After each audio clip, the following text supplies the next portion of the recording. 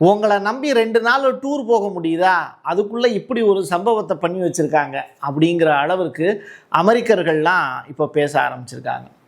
என்ன ரீசன் பிரசாத் அப்படின்னு கேட்டால், சீனாவில் போய் ட்ரம்ப்பை அசிங்கப்படுத்துகிறாங்க. உள்ளூரில் அசிங்கப்பட்டது பத்தாதுன்னு இப்போது ஃப்ளைட் ஏறி போய் சீனாவில் போய் அசிங்கப்பட்டு வந்திருக்காரு ட்ரம்ப்பு. அப்படி என்னெல்லாம் அவமரியாதையை அவர் சந்திச்சிருக்காரு, 2வது வாயை கொடுத்து என்னெல்லாம் மாட்டியிருக்காரு அப்படிங்கிறது தான் இந்த வீடியோக்குள்ளே இருக்க போகுது. இது தவிர்த்து ஈரான் ரிலேட்டடான இன்ட்ரெஸ்டிங்கான விஷயங்களும் நம்ம வீடியோக்குள்ளே டீட்டெயில்டாக பேச போகிறோம். ரொம்ப நாள் கழித்து நம்முடைய அலுவலகத்தில் வீடியோக்கள் போட தொடங்கியிருக்கோம். இந்த 10 நாள் இடைவெளி அப்படிங்கிறது பெரிய அளவிலான கேப். நிறையா பேர் சப்போர்ட் பண்ணியிருந்தீங்க, மிக்க நன்றி. தொடரும் நம்முடைய பணி.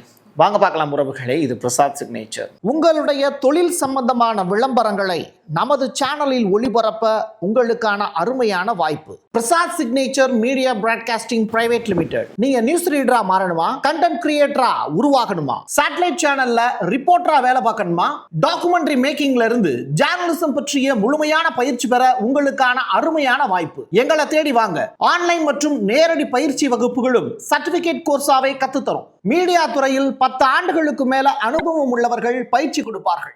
வாய்ஸ் ஓவர் தொடங்கி வாய்ஸ்லெஸ் பீப்புளுக்காக உங்களை சிறந்த ஜேர்னலிஸ்டா உருவாக்க வேண்டியது எங்களோட பொறுப்பு. ஸ்கூல்ஸ் அண்ட் காலேஜஸ்ல ஜூனியர் ஜேர்னலிஸ்ட்ங்கிற பேர்ல ஒர்க் ஷாப்பும் கண்டக்ட் பண்ணி கொடுக்கிறோம். மோட்டிவேஷனல் ஸ்பீக்கரா கடந்த 15 ஆண்டுகளா கல்வி நிறுவனங்களுக்கு நிகழ்ச்சிகளும் நடத்தி தரோம். தொடர்புக்கு 9944790333 94493594 prasadsignature@gmail.com. கொஞ்சம் நகரக்கூடாதே, அதுக்குள்ளே பேப்பரெல்லாம் காப்பி அடித்து இந்த பரீட்சையில் எழுதுவாங்கல்ல, நமக்கு தெரில அப்படின்னா பக்கத்து வீட்டுக்காரன்ட்ட அந்த கடம் அப்படியே திருப்பி பார்த்து எழுதுறது அப்படிங்கிறது, இதெல்லாம் நீங்கள் சின்ன பிள்ளையில் செஞ்சுருக்கீங்களா என்னன்னு தெரியல. இந்த அரசு பள்ளியில் படித்தவங்க, ஏன் சிபிஎஸ்சி ஸ்கூலில் கூட பார்த்து தான் தேர்வுகள்லாம் எழுதுவாங்க. அந்த மாதிரியான முறைகள்லாம் கொண்டு வந்துட்டாங்க. எது எப்படியோ நம்ம ட்ரம்ப் இதில் என்ன செஞ்சுருக்காரு அப்படின்னா, ஜி ஜின்பிங் இருக்கார்ல, சீனாவுக்கு போயிருக்காப்புல நம்ம ட்ரம்ப்பு. அப்போது இவருடைய டேபிளும் பக்கத்தில் தான் இருக்குது. மனுஷன் எந்திரிச்சு பாத்ரூம் போயிருக்காரா என்னன்னு தெரியல. அந்த கேப்பில் ட்ரம்ப் என்ன பண்ணிட்டாரு, அவருடைய ஜி ஜின்பிங்கினுடைய அந்த பேப்பரை அப்படியே திருப்பி உள்ளுக்குள்ளே என்னெல்லாம் இருக்குது அப்படின்னு சொல்லி எடுத்து பார்த்துருக்காரு. பொய் சொல்லாத பிரசாத் அப்படின்னு நிறையா பேர் சொல்லுவீங்க. அதற்காக தான் வீடியோ ஆதாரங்களையும் நம்ம காமிக்கிறோம். இந்த பாருங்க, இது ஜி ஜின்பிங் அவர்களுடைய பேப்பரு.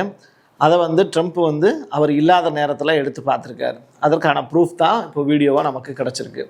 இவர் ஜி ஜின்பிங் நகர்ந்து போகிறாரா, அந்த டயத்தை யூஸ் பண்ணி இந்த மாதிரியான திருட்டு வேலைகள்லாம் ட்ரம்ப் பார்க்குறது ஒரு உலகளாவிய ஒரு பெரிய சேரில் உட்காந்துருக்கக்கூடிய நபருக்கு ஏற்புடையதா? கொஞ்சம் யோசிச்சு பாருங்கள்.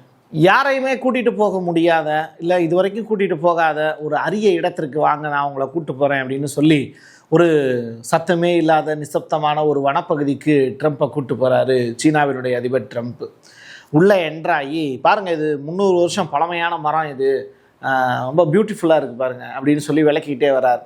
ஒரு கட்டத்தில் மெல்ல நடந்துக்கிட்டே இருந்த ட்ரம்ப்பு அந்த அமைதியான சத்தமே இல்லாத ஒரு இடம், அப்போ அந்த இடத்துல இருந்து கொஞ்சம் அப்படியே நின்றுட்டு, இங்கே இதுக்கு முன்னாடி வேறு அதிபர்கள் பிரதமர்கள் யாராவது வந்திருக்காங்களா அப்படின்னு கேட்டிருக்காரு. உடனே அதுக்கு ஜி ஜின்பிங் அப்படிலாம் யாரும் இல்லை அப்படின்னு சொன்ன உடனே 2 ஸ்டெப் அப்படியே பேக் அடித்து அப்படியே கூடி போனவர் தான். ரைட்டா? அந்த அளவிற்கு ட்ரம்ப் இவ்வளவு பயந்த மனுஷனா அப்படின்னு தெரில. நீங்கள் அந்த காட்சியை பாருங்கள். இங்கே பாருங்க,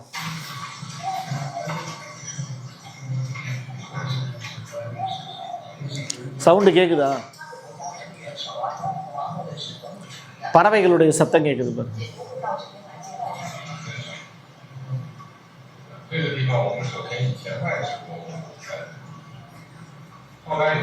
நான் அமெரிக்காக்காரன், எங்கே வேணாலும் ஆயுதங்களை எடுத்துகிட்டு போகிறதுக்கு எனக்கு உரிமை இருக்குது அப்படின்னு நீங்கள் சொன்னீங்க அப்படின்னா கெட் அவுட் அப்படின்ட்டாங்க சீனா நாட்டுக்காரங்க.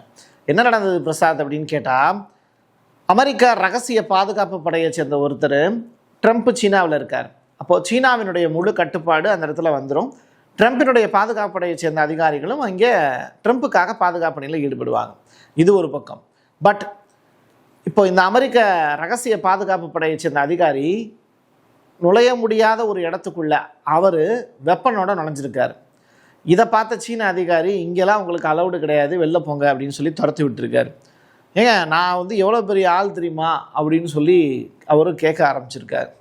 அதற்கு நம்ம ஊர் பசங்க அவரை கலாய்ச்சி, டே கௌபாய், இது டெக்சாஸ் இல்லடா அப்படின்னு பதில் கொடுத்துருக்காங்க. சீனாவுக்கு ஆதரவாக பேசியிருக்காங்க. ஸோ நெட்டிசன்கள் ரொம்ப கிளியராக இருக்காங்க, யாருக்கு சப்போர்ட் பண்ணணும் யாருக்கு சப்போர்ட் பண்ணக்கூடாது அப்படிங்கிறதுல. இது தொடர்பாக உண்மையான செய்தியை இப்போது அமெரிக்காவில் இருக்கக்கூடிய நியூஸ் சேனல் வந்து செய்தியாக வெளியிட்டிருக்காங்க. காரியம் அந்த மாதிரியான ஒரு சீக்ரெட் சர்வீஸ் இருக்கக்கூடிய இடத்துக்குள்ளே நீங்கள் உள்ளே நுழையக்கூடாது. நீங்கள் வாட்டுக்கு வந்து இன்னொரு நாட்டுக்குள்ளே ஒரு ரகசிய ரூமுக்குள்ளே போகிறதுங்கிறது அலௌடு கிடையாது அப்படிங்கிறத சீனாவினுடைய அதிகாரிகள் சொன்னதாக அமெரிக்காவை சேர்ந்த ஒரு பிரபலமான ஊடகம் செய்தி வெளியிட்டிருக்காங்க. அமெரிக்கா அத்துமீறுகிறதா அப்படிங்கிறது தான் இங்கே எழுப்பப்பட்டு இருக்கக்கூடிய கேள்வி. பெட்ரோல் டீசல் விலை 3 ரூபாயை உயர்த்தியிருக்காங்க இந்திய அரசு. இது ரொம்ப வருந்தத்தக்க நிகழ்வா அப்படின்னு கேட்டால் நான்லாம் எதிர்பார்த்தது என்னென்னா 15 ரூபாய் நெருக்கி இவங்க உயர்த்துவாங்க அப்படின்னு எதிர்பார்த்தோம். பரவாயில்ல, 3 ரூபாயோட போச்சு அப்படிங்கிற கதையாக தான் நம்ம பொழப்பு போகுது. பட் டெக்ரானுடைய அனுமதியோடு சுமார் 30 கப்பல்கள் இப்போது இந்த ஸ்ட்ரைட் ஆஃப் ஹார்மஸை கடந்து போயிருக்கு அப்படிங்கிற ரிப்போர்ட் ஒன்று வெளியாக இருக்குது. அப்போது இந்த ஆயில் சர்வீஸ் அப்படிங்கிறது, ஆயில் கிரைசிஸ் அப்படிங்கிற விஷயம்லாம் பொய்யா, ஒரு செயற்கையான ஒரு தோற்றமா அப்படிங்கிற கேள்வி இருக்குல்ல. ஆமாம், அதுவும் காரணமாக சொல்லப்படுது. இப்போ இந்திய அரசு இதை பயன்படுத்தி, இந்தியாவினுடைய எண்ணெய் நிறுவனங்கள் இந்த மாதிரியான சுச்சுவேஷனை பயன்படுத்தி பெட்ரோல் டீசல் விலையை உயர்த்துறாங்களோ அப்படிங்கிற அச்சம் நிலவுது.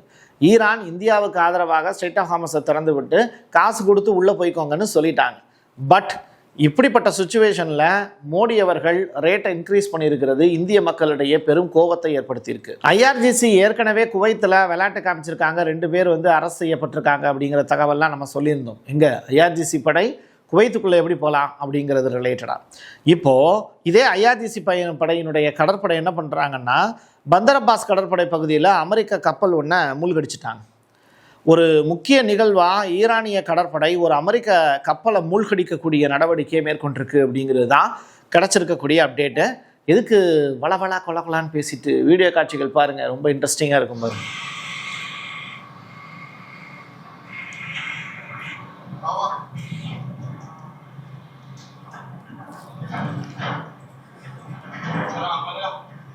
எப்படி பிளாக் பண்ணி வச்சுருக்காங்க பாருங்க. சீன அதிபர் ஜி ஜின்பிங் தன்னுடைய நாட்டுக்குள்ளே இருக்கார். அப்போது அவர் என்னன்னாலும் பேசலாம். அமெரிக்க அதிபர் ஒரு விருந்தாளி தான். விருந்தாளியை வச்சுக்கிட்டு வித்தியாசமான நடைமுறைகளை பேசுகிறதுங்கிறது இந்தியாவுக்கு மட்டும்தான் உகந்ததல்ல. பட் சீனாவில் அப்படி கிடையாது, வெளுத்து வாங்கி விட்டுருவாங்க. அந்த வகையில் சீனாவும் அமெரிக்காவும் ஒத்துழைப்பின் மூலம் பயனடையும், மோதலின் மூலம் இழப்பை மட்டுமே சந்திக்கும் அப்படிங்கிற ஸ்டேட்மெண்ட்டை இப்போது சீனாவினுடைய அதிபர் ஜி ஜின்பிங் ட்ரம்ப்பை வச்சுக்கிட்டே பேசியிருக்கார். நமது 2 நாடுகளும் போட்டியாளர்களாக இல்லாமல் பங்காளிகளாக திகழ வேண்டும் அப்படிங்கிறது தான். மாப்பிள்ளை மச்சானா கூட இருக்க வேண்டாம்ப்பா, கிவ் அண்ட் டேக் தான், பங்காளியாக போய்க்கலாம் அப்படிங்கிற அளவுக்கு ஸ்டேட்மெண்ட்டு சொல்லப்பட்டிருக்கு. இதை ட்ரம்ப் ஏற்றுக்கிட்டாரா அப்படின்னு கேட்டால் அதில் ஒரு ட்விஸ்ட் இருக்குது, அடுத்து சொல்கிறேன். உனக்கு எதுக்குடா சேரு, இன்ச்சு போடா அப்படின்னு சொல்கிற மாதிரி ஒரு சம்பவத்தை பண்ணியிருக்காங்க ட்ரம்ப்புக்கு சீனாவினுடைய அதிகாரிகள். அது எப்படி தெரியுமா? நம்ம ஊரில் நடக்கக்கூடிய அரசியல் கூத்துக்கள் உங்களுக்கே தெரியும். புதிதாக சோஃபா வருது, நடிகர்களுக்கு சோஃபா கொடுக்குறாங்க, அதை மக்கள் கொண்டாடுறாங்க, இது ஒரு பக்கம் சரியா. ஆனால் ட்ரம்ப்புக்குன்னு புதுசாக ஒரு சோஃபா கொண்டு வந்து இறக்கியிருக்காங்க. எங்கே? சீனாவில். எப்படி தெரியுமா? அந்த சோஃபா ஜி ஜின்பிங் உட்காரக்கூடிய அந்த இடத்த விட ஒரு கொஞ்சம் தாழ்வாக இருக்கிற மாதிரி அமைக்கப்பட்டிருக்கு. அப்போது இது ஏதோ பிளான் பண்ணி தான் பண்ணியிருக்காங்க. ஏன்னா ட்ரம்ப்பினுடைய ஹைட்டு வந்து ஜி ஜின்பிங்கை விட கொஞ்சம் பெரிய ஆள் தான் உயர அளவில். அப்படி பார்க்கும்போது ஒரு 10 சென்டிமீட்டர் உயரமாக இருக்கக்கூடிய ஒரு நபர் எப்படி வந்து உட்காந்துருக்கும் போது தாழ்வாக போனார் அப்படிங்கிற கொஸ்டின் தான் எழுப்புகிறாங்க. நீங்கள் வீடியோவில் பாருங்களேன், ட்ரம்ப் உட்காரும் போதே இது அப்படியே வந்து டைரெக்டாக வந்து கீழே இறங்கிடுச்சு. பட் ஜி ஜின்பிங் வந்து அவரை விட ஹைட்டாக தான் உட்காந்துருக்கார். இது செயற்கையாக நடைபெற்றதா இல்லை இவங்க விளையாட்டு காமிச்சிருக்காங்களா அப்படிங்கிறது தெரியல. பட் இது ட்ரம்ப்புக்கான அவமானம் அப்படின்னு சொல்லி அமெரிக்காவில் இருக்கக்கூடிய நபர்கள் எல்லாருமே சீனாவுக்கு எதிராக பேச ஆரம்பிச்சிட்டாங்க. ட்ரம்ப் அவமானப்படுத்துறதுக்காக தான் இந்த மாதிரி வந்து பண்ணியிருக்காங்க அப்படின்னு. சீனாவை பற்றி சீனாவில் போய் ட்ரம்ப் ஏதாவது பேசுவாருன்னு பார்த்தா, ஆனால் அங்கே அதை பற்றி பேசலை. பட் ஈரானை பற்றி பேசியிருக்காரு. என்ன தெரியுமா பேசியிருக்காரு? ஈரானிடம் அணு ஆயுதங்கள் இருக்கக்கூடாது, ஸ்ட்ரைட் ஆஃப் ஹார்மஸ் திறந்த நிலையிலேயே நீடிக்க வேண்டும், இந்த நிலைமை முடிவுக்கு வர வேண்டும் அப்படிங்கிற ஸ்டேட்மெண்ட்டையும் உலக நாடுகளுக்கு நான் அனௌன்ஸ்மெண்ட்டாக கொடுத்துக்கிறேன். இப்போது கொஞ்சம் யோசித்து பார்த்தா சீனா தொடர்ச்சியாக ஈரானுக்கு சப்போர்ட் பண்ணிக்கிட்டே இருக்குது. அப்போது அது பற்றிய உங்களுடைய எண்ணம் என்ன அப்படிங்கிற கேள்வியையும் ட்ரம்ப் கிட்ட கேட்டிருக்காங்க. அதுக்கும் அவர் ஒரு பதில் சொல்லியிருக்காரு. கொஞ்சம் பொறுமையாக இருங்க, சொல்கிறேன். Trade deal is great for both countries. He's a man I respect greatly. Become a really friend. We know each other. ஈரானை பற்றி ட்ரம்ப் பேசிய வார்த்தைகள் தான் இது.